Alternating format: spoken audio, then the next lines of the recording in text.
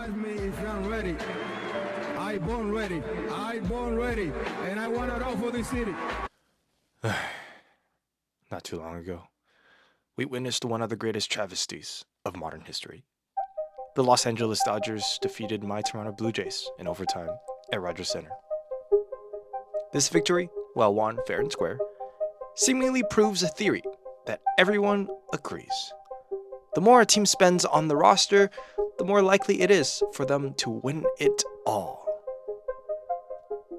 So does money buy happiness? Yes. In baseball, at least. Allow me to explain. Sports are not scripted. Actually, let me rephrase that. Most sports are not scripted.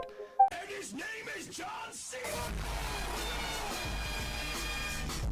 At least, that's a theory much harder to prove. But sports can definitely be influenced. In the beginning of the 2025 MLB season, all 30 teams start the climb of winning the World Series, theoretically each sharing the same chance of 1/30 to win the whole thing. However, it's never like that. Who's on the roster greatly influences which team actually has what it takes to be the best. And that is mostly decided on the most common denominator in life. How fat is the wallet? According to CNBC, the Los Angeles Dodgers is the second most valuable MLB team behind the New York Yankees at nearly $6 billion, a little more than the GDP of the nation of Fiji. Both of these teams made more than $700 million in revenue this season, which is hundreds of millions more than any other team. The Dodgers spent more than $350 million on their roster, including one of the biggest contracts in sports history going to Shohei Ohtani. In comparison, the Toronto Blue Jays boasted a payroll of $270 million, almost 21% less than their opponent. Did the money play a role in the Dodgers winning the World Series?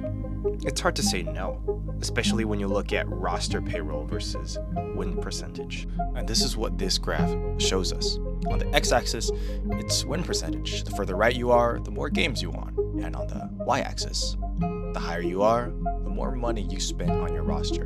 In 2025, the Miami Marlins were last in roster payroll, yet they overperformed to a 19th place in win percentage.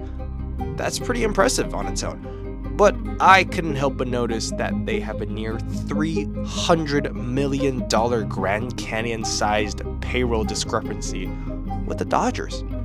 If Ohtani didn't defer his contract money into the future, he could afford the entire roster of the Marlins for the year. Miami is also the team with the lowest valuation and revenue for 2025. They never had a chance at these big names in free agency, and I don't think it's a big stretch to say that they didn't really stand a chance in winning a lot of games.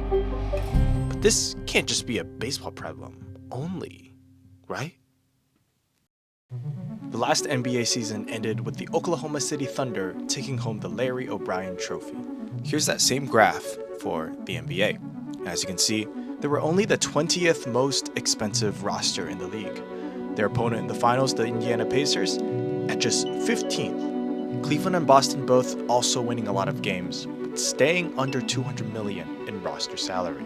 In the NFL, Super Bowl winner the Philadelphia Eagles ranked just 14th in roster payroll, while defeating the Kansas City Chiefs, ranked first in roster payroll. But if you look at the graph, the league is basically just a flat line. When you compare these three charts, there is one big takeaway that I want to highlight.